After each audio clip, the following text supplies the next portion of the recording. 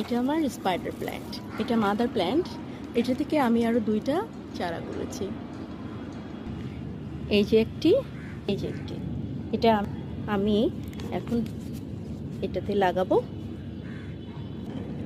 আসলে গাছকে আপনি যত ভালোবাসবেন, যতটুকু ভালোবাসবেন, তার 4-5 গুণ আপনাকে ফেরত অবশ্যই দিবে।